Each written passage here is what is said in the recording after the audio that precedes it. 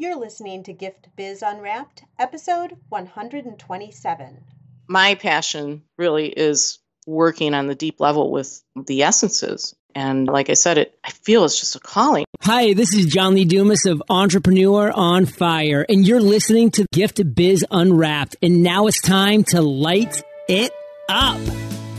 Hi there, it's Sue, and thank you for joining me on the Gift Biz Unwrapped podcast. If you're a gifter, baker, crafter, or maker, and you own a brick and mortar shop, sell online, or are just getting started, here is where you'll find insights and advice to develop and grow your business. And if you want even more Gift Biz motivation, I'd like to invite you to join our private Facebook group called Gift Biz Breeze. Pursuing your dream should be fun, exciting, and rewarding, not stressful and scary. When you join the Breeze, it's like sitting in the park with friends who bring you all the support and the answers that you need. You'll have access to a group of amazing creators along with tools and resources that can catapult your business growth. To join the group, just go over to giftbizbreeze.com. I look forward to seeing you over there, but for now, let's get on to the show. Today, I have the pleasure of introducing you to Deborah Werner of Earth, Wind, and Flowers. As a child, Deborah enjoyed gardening with her grandfather. This is what inspired her to become a certified floral designer, and then she learned about flower essences. Flower essences are natural remedies made from flower blossoms, which are used to uplift the mood for support in daily life. This was her calling. Deborah became a certified practitioner and founded Earth, Wind, and Flowers in 1997.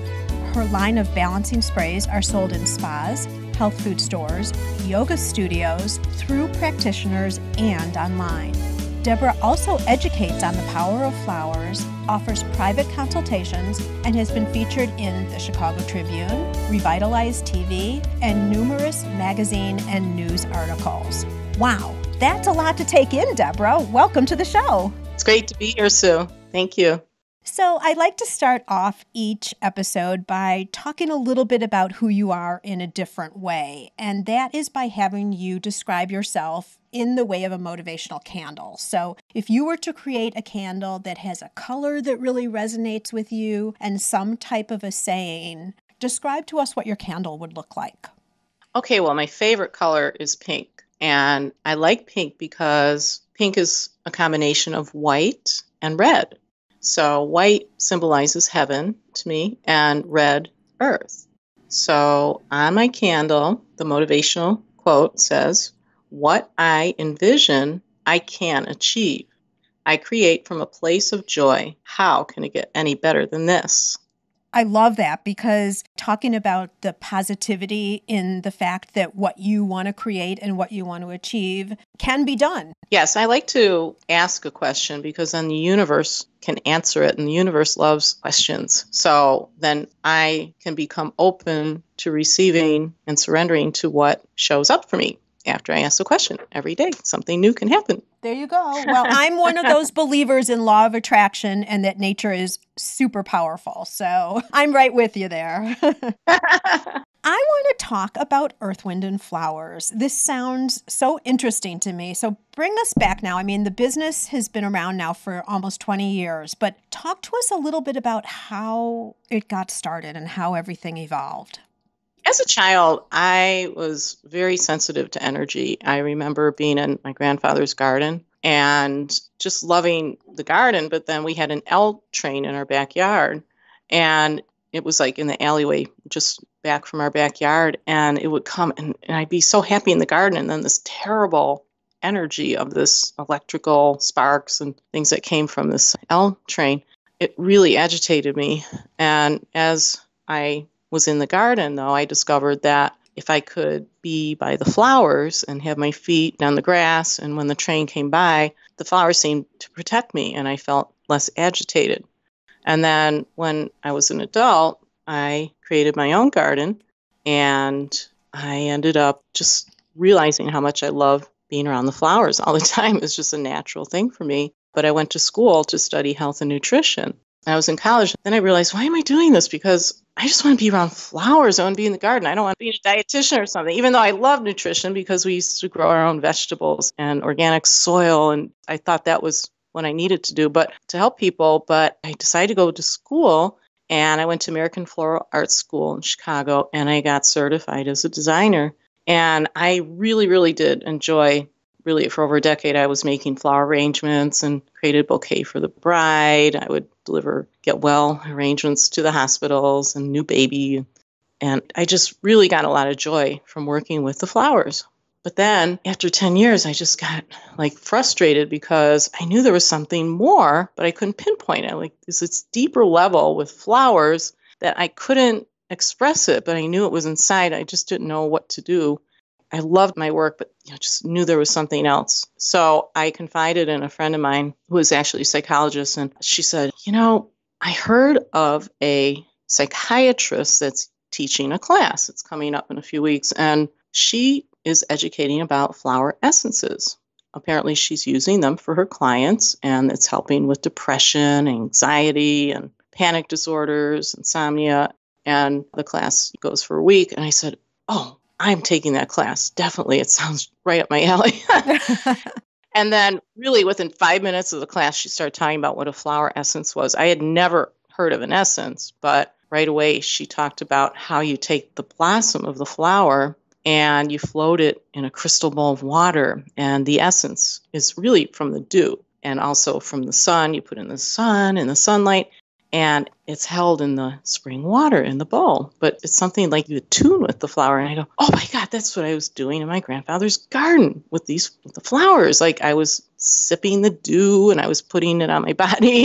You were? Yeah. Did anyone tell you to do that, or you just naturally did it? No, I was still trying to get some help. Because of that train coming by. So sensitive. It's energy, this stupid train. You have the train to thank now. I do. Everything's on purpose. And I knew right away, within 5 minutes of her talking about this, I go, this is my calling. This is it. This is what I'm feeling inside. Now I can play with this, And I went home right away and made my first flower essence. It was so easy because I had really been attuning with the essences all my life, even designing the bouquets. Before you even really knew it. So, all right, first off, I have to tell you that this is really interesting because a lot of people that I run into are saying they want to start a business. They're not sure what. Maybe it's a second career or they don't want to work in the bank anymore, whatever it is, but they're trying to figure out what it should be. And your story, even up to this point, is a perfect example because one of the things I keep hearing from people as we do these podcasts is it's something that really connected with them when they were children. I hear it over and over and over again. So that is really interesting because you're just reinforcing that idea. So if any of you are listening and you're thinking about a business, what did you love so much as a child? That may give you some clues as to what to do. But now, Deborah, question. So you were working as a floral designer for 10 years, and I think you loved it because you were talking about how you love nature, but were you feeling like there was just something missing? There was something more?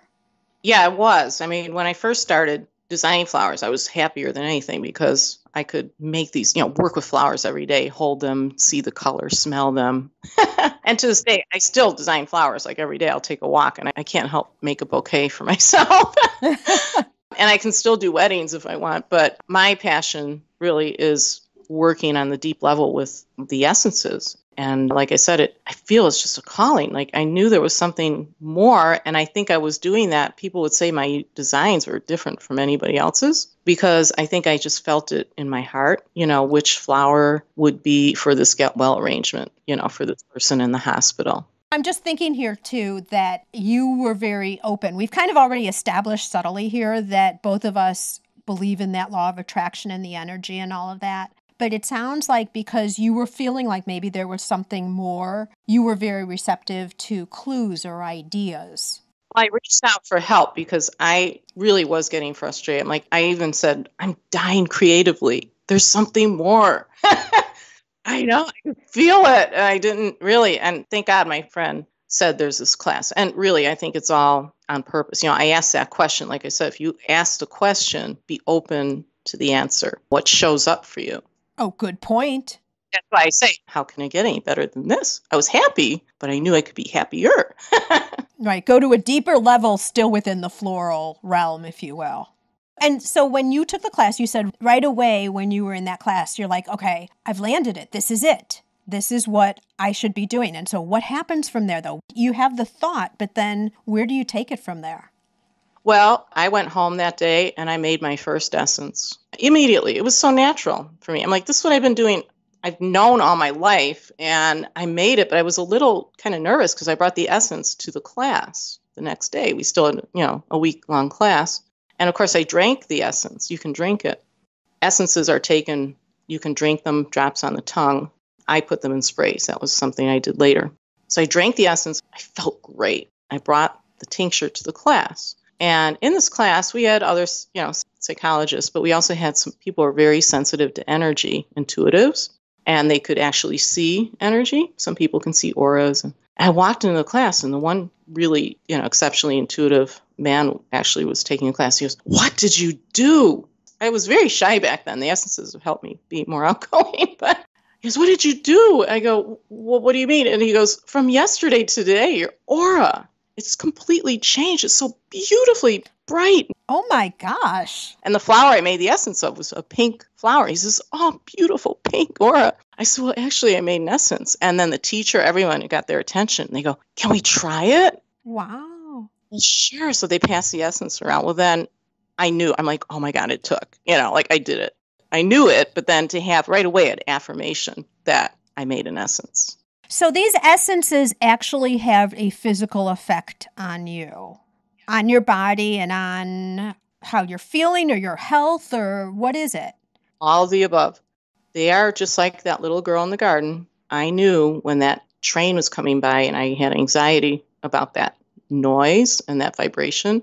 I knew that if I sipped from the dew of the roses and the peonies, that it would go in my energy and I would feel soothed and I'd be stronger, less sensitive to that vibration, and it would cleanse the energy too. Now, somehow I knew that intuitively, but I didn't know how it worked. So that's why I had to go back to school. I saw how powerful this was and natural too. I had to know how each flower worked on the energy field.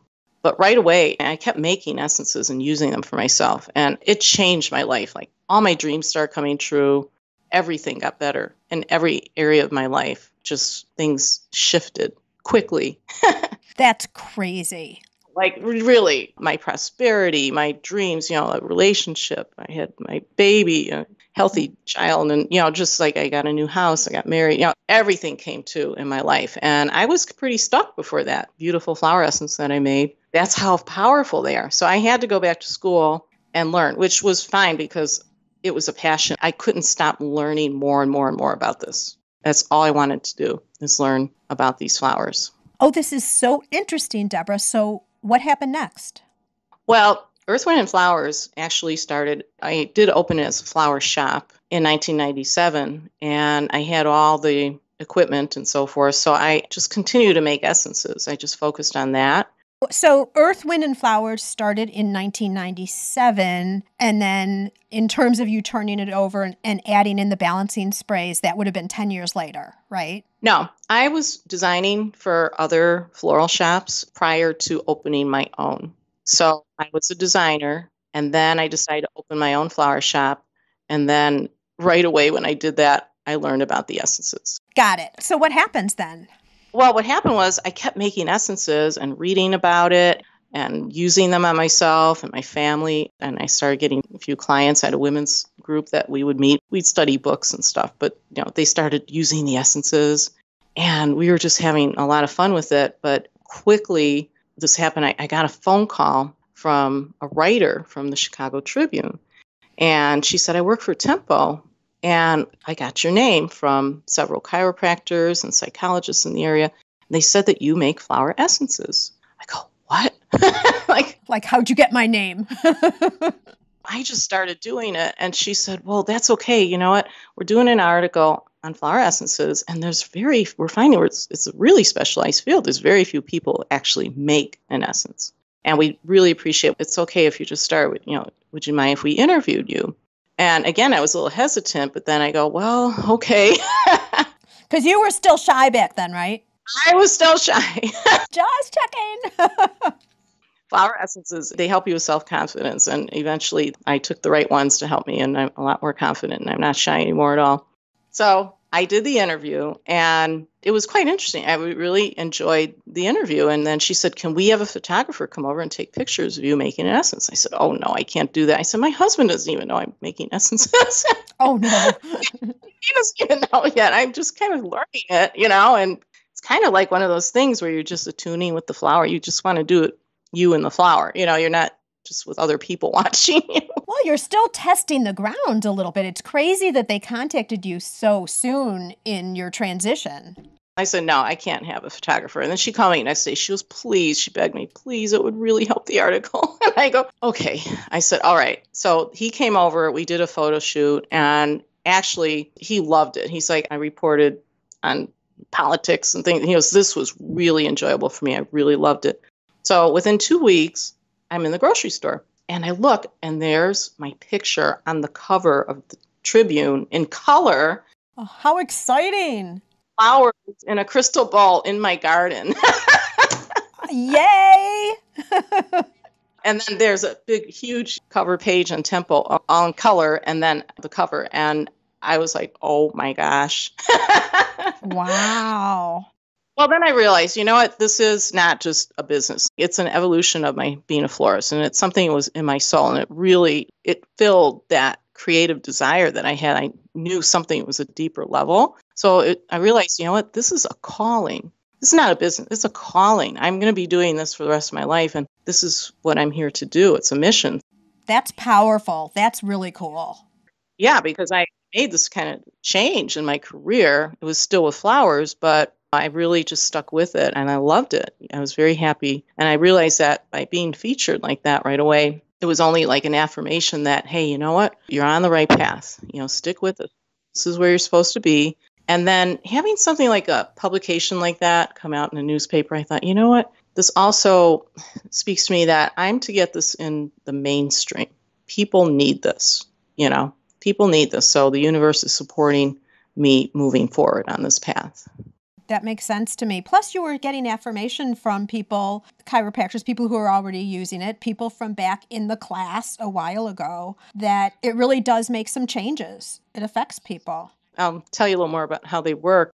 I was called right away to make an essence of an iris flower. The iris flower is purple, and it's a spring flower. So spring flowers really support our rejuvenation of our energy. I mean, think about the flowers coming up in the spring after a long winter. Those are the ones that are really, really vibrant. Right. They don't last real long. So I made an essence right away of it. It's used for cleansing and opening up any stuck energy in the body. And when you have stuck energy in the body, you tend to procrastinate. You can be a little stubborn, a little tantrumy, even like toddlers. Sometimes when you get angry, you're kind of holding on to energy.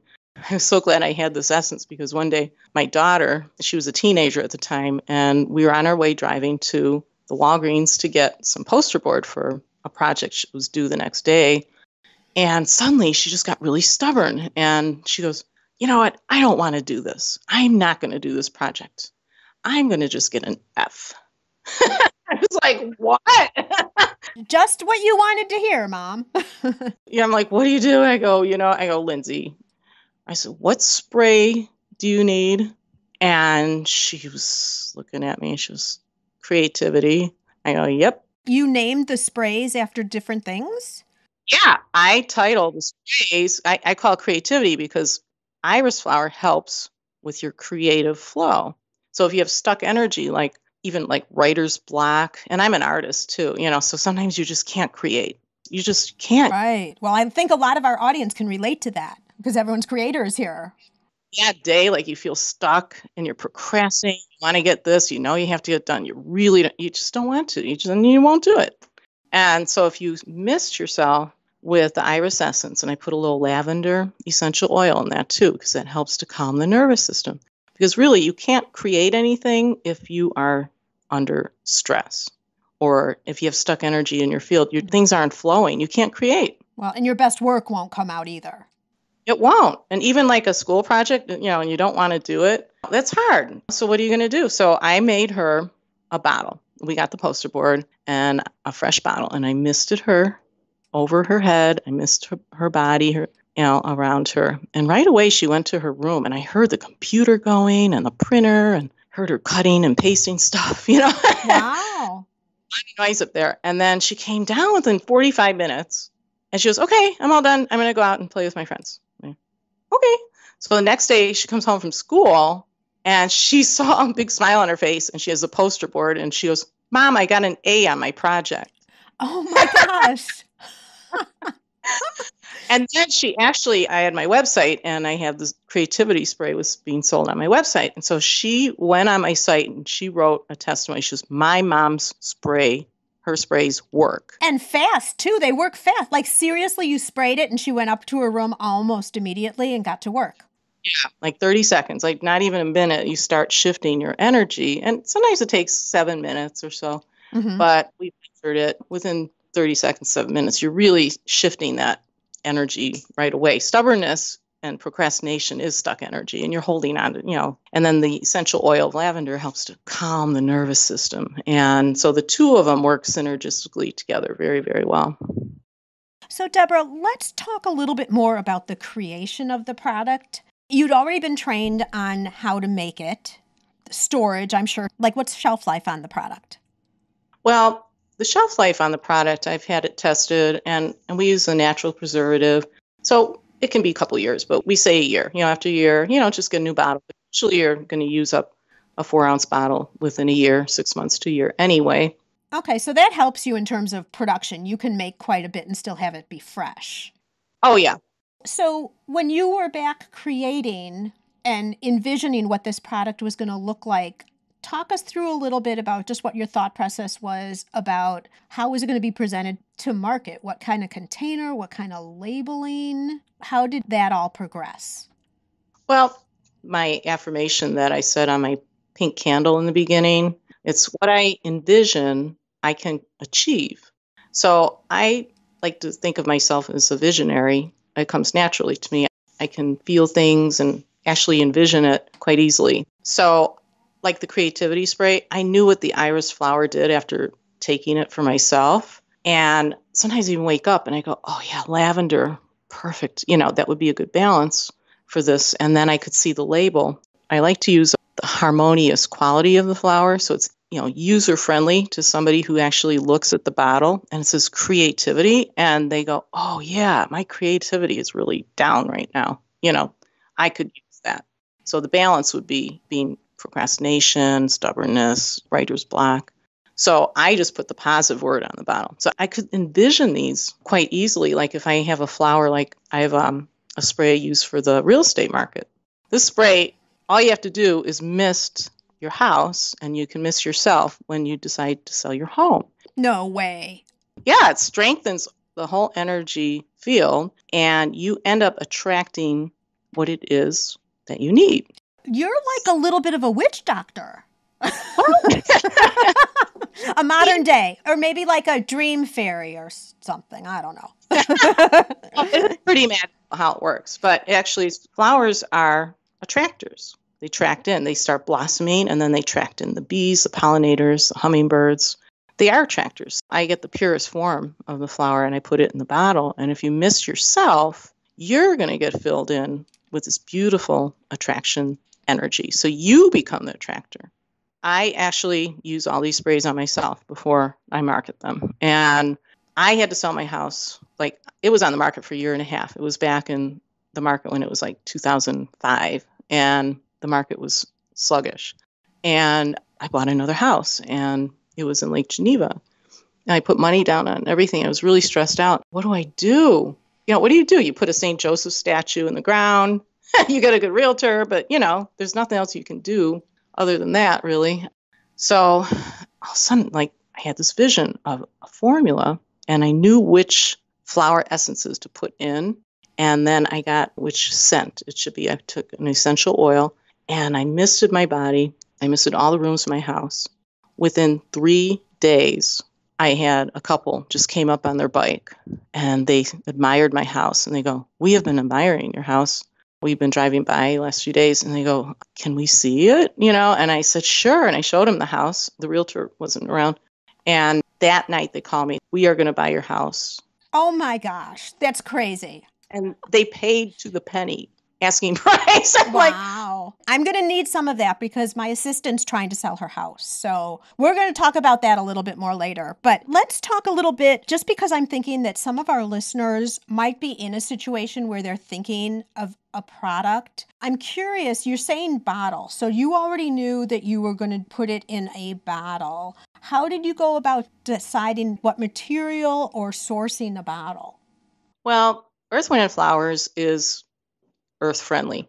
We promote heirloom seeds, non-GMO, organic, native plants, just as back to the garden as possible. I didn't want to use plastic bottles. Okay. I said, well, you know what? We're going to use glass bottles. That came real easy to me. This is going to come in a glass bottle. It's going to be in a spray because you can drink them, drops on your tongue. But I think it's, you can miss your house, you can miss your body, you can miss your pillow, you can miss your friend, your dog. It's more fun to share it like that in a mister. It works just as effectively, probably even better than if you drank it.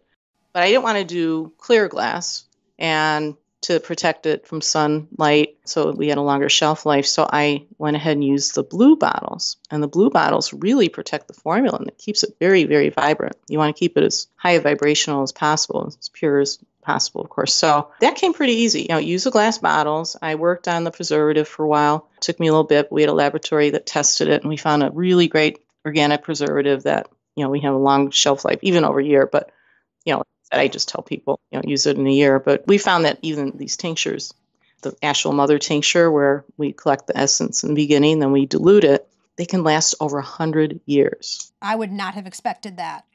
So, and then what did you do on the pricing side? How did you figure out what you were going to price it? Because there isn't anything you were mentioning before. You're one of the few people that provides this. How do you determine what a price is going to be?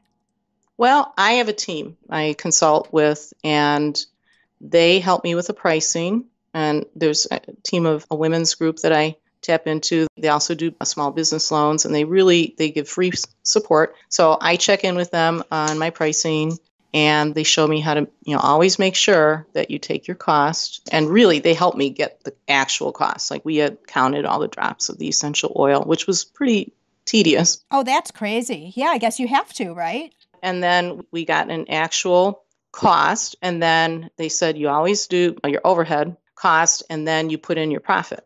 Because if you can't make a profit, then you have to make a profit. They call it, COGS, cost of goods sold. And then you times it by 3. So you get your overhead, your profit, and your cost. And I really stuck to that rule. And I haven't had to raise my prices really in over a decade. I had only one price increase when my supplies went up. But we've kept it really as cost effective, and it pays for our labor, and they help me with that. And even if I do a trade show, I consult, we look at the cost, we look at my time. If anyone wants to make their own product, you got to take that in consideration, your time, your expertise as well. That's something that we're so bad at here, as creators, in terms of making sure to value the time that it takes to create something. So, summary for the listeners in terms of when you're thinking about what your price is going to be, the elements are the cost of actually creating it. So that's the materials that are being put in. Any additional packaging is included in there. The time, the labor that it takes to put it together in terms of time. And then, as Deborah's talking about, you also want to put in overhead. You might run an office, you have systems, you have a website. All of that somehow has to get covered. And then margin. This is money for yourself. This is your income. Because if you're selling just at raw cost, you're never going to make it. Your product won't be viable for the future. The other point that you're bringing up, Deborah, super smart, is that you're relying on other people too. And you talk about having some advisors or some local people that you can go and just run your ideas by, because you're the expert in your product, and it's nice to have extra eyes on the business side of things too. Mm-hmm. And you can get free help from Chamber of Commerce. They're retired business people that they love to help. They'll sit down. You can go meet at Starbucks or, have a nice meeting. I always have a sounding board when I'm making bigger decisions of growth. And yeah, it's really a smart thing to do. So this all sounds fabulous. Obviously, the industry's flowers, so it's pretty, it smells good, all of that. But you had to have some challenges along the way. Can you share one with us and then walk us through what you did to get past it? Sure. I think my biggest challenge, and I have such a passion for my work, so I just love doing it. But in the beginning, 1997, it was hard to have a product that really, at the time, I think it was ahead of the times. People were still using Febreze and things like that. And now everyone wants to get back to organic products, non-GMO, vegan, things that are made in smaller batches, heirloom, seeds. And they realize the value of it. Now, back then, and plus energy, everyone knows about energy now. Everyone does yoga.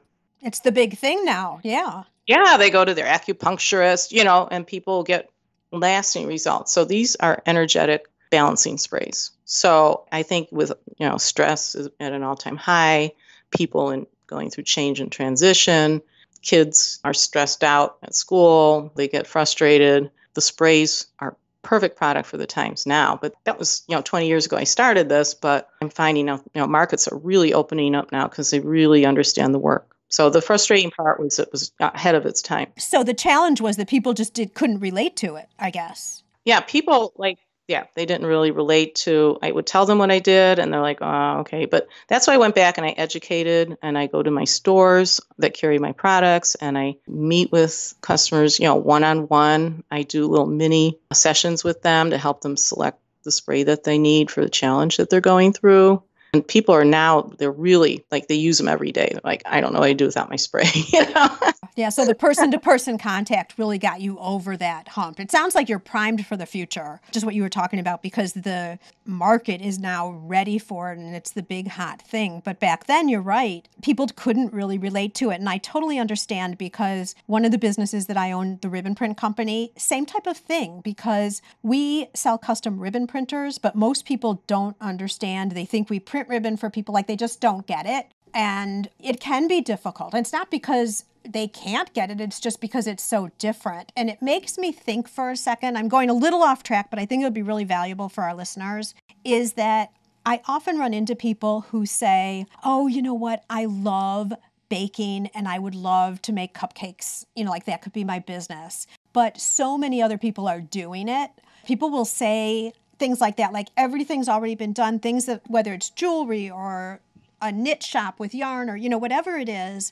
And I would suggest to you that it might not be as bad as you're thinking to go in and do something that, yes, has already been done. The difference is you bring your personality, you bring your style, and you bring the whole aura and vibe, because every one of us is unique, right? You bring that to your product. So you're listening to Deborah talking and me a little bit about the challenge that there is when you're bringing something to market that people can't relate to yet. So it's a whole different issue to overcome. So anyone who's having those doubts or those questions about whether they should start something because someone else has done it before, I want you to reconsider for the reasons that I just said.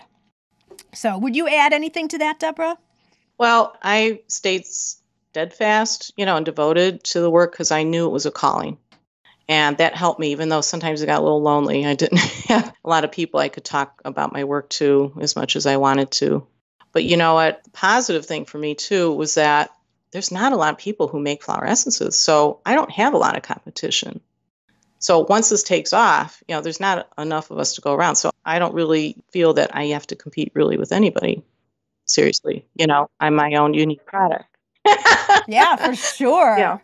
There's a lot of flower shops, but there's only one Earth, Wind, and Flowers balancing sprays. That's right. So what would you say is helping you bring in sales today? Is there a promotion or event or some trick that you have up your sleeve to help bring in sales? Well, I had 2 brick and mortar shops. And I decided to close them because I could travel to the stores that carry my product and train the salespeople. And it freed me up to then do what I just started doing now is these global telesummits, where I can talk about my product and reach a larger audience. Tell us more about that. How did you get involved in the telesummits? Actually, they contacted me. Everybody's contacting you, Deborah. Well, I'm attracting it in, I guess, right? I'm an attractor field. Because of the sprays. There we go. Yeah, I even have a spray called Attraction. So yeah, I'm constantly making them and I miss myself. But yeah, they contacted me. I did my first debut a couple months ago and I got all new clients and I've been really busy, just one-on-one sessions. I do hour sessions with them and custom design. I call it their own bouquet of flowers. But they're sprays, they're flowers in a bottle. So they get their own custom bouquet and they can have their 5 to 7 different ones that they need. But I can custom just tell where their energy's at and tell them which one is the priority spray for them. And I love it. I just love doing that. I can meet more people. Wait a minute. So when people have a consulting session with you, you talk with them, see where they're at, see where they're feeling like they need to be. And then do you suggest which bottles they should have, or do you make them their own custom spray?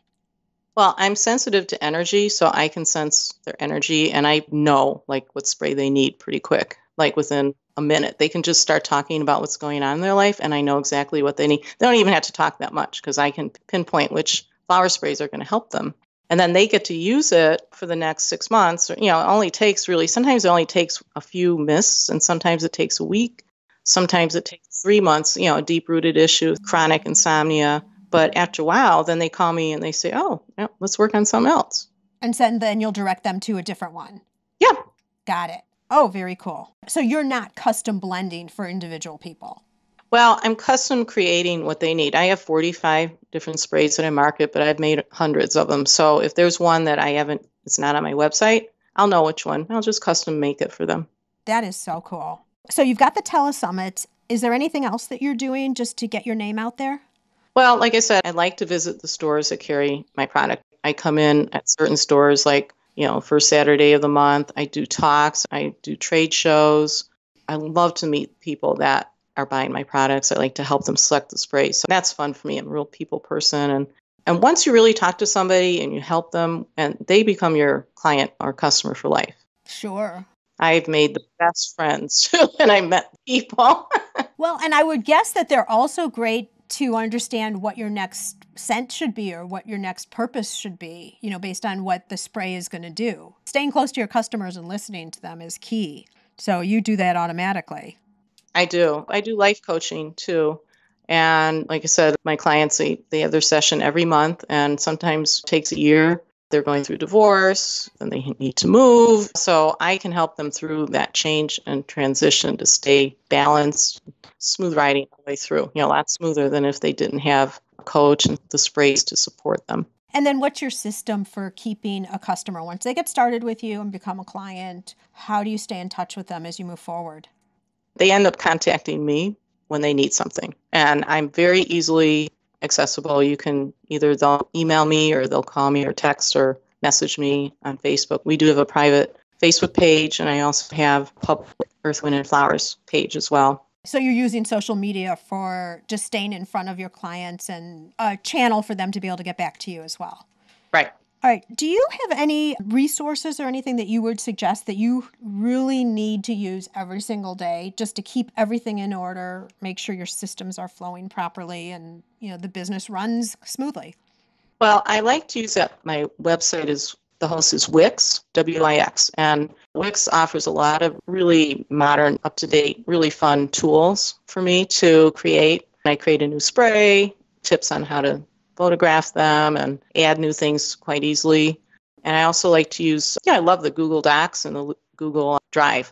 I've been doing a new series of videos. So we're doing MP4s where I'm out making an essence and I'm talking about the flower. And then they're short videos, but you can actually feel the energy of that flower and get the support of it just by looking at me talking about it. So will you share with me a link to one of the videos so that I can put it in the show notes so that we can see it? Oh, sure. Just go on Facebook, Earth, Wind, and Flowers. And then you can just right away click on that you want to add it. It's a public group. So I post the videos there. And if anyone wants to get in the private page, it's called The Garden of Earth, Wind, and Flowers. Since I started doing the telesummits, I offered the people that bought my packages, and anyone, they can come in on this private group, and we get a little more one-on-one time than the public group. One or the other, then we post the videos. Perfect. And I just referenced, GiftBiz listeners, the show notes page. So all you need to do later, if you're not catching something that we're talking about here, just jump over to that show notes page. I'll have links. I'll have any other information that I think you'd want to know from the podcast. So just jump over there. Any final advice, Deborah, for someone who's just starting out, someone who's new and thinking, maybe I do want to start a business for myself? What would you suggest now, having done that for 20 years? You're a veteran now. Well, I would say follow your passion, and if there's something inside, just what you can envision, you can achieve. So take time to meditate, do light that candle, have a motivational quote for you. I love that. And then get help. If you don't know how to make a business marketing plan, you can go to Chamber of Commerce, ask for a retired businessman or woman, and they will help you make that business marketing plan. And really, you have to update it like every year, usually. Really set your goals, set them high, set them practical, daily, and realistic too. So that marketing plan, even a vision board is really good, because then, I'm a visual person. So if I can see it, like I was saying, I can achieve it. I can create just by seeing something. Right. It can manifest. Like right now, I want to get a new car. So I see myself, I'm feeling myself driving it. There you go. It's going to happen. Perfect. Well, I think a lot of people will have an idea and they're not sure what that first step is. So what you're talking about, go seek some resources from your community who can help you confirm and verify, if you will, what your idea is, and then also help suggest next steps. So that was great information for us, Deborah. All right, now going along with the law of attraction, which is what we've kind of been talking about through all of this, I'd like to present you with a virtual gift. It's a magical box containing unlimited possibilities for your future. So this is your dream or your goal of almost unreachable heights that you would wish to obtain. Please accept this gift and open it in our presence. I'm kind of thinking there's a car in there, but what else is inside your box? Yeah, the car just popped out, definitely. What else is there? I do see, we are going into a growth spurt now. So I see a larger distribution facility to handle more orders, nice and efficient, like a win-win, perfect fit for both. Maybe it's an existing distribution company, or we'll be able to create a new spot, but it's in nature and it supports my marketing and production. And I see that. I see a couple markets opening up where I can help more people.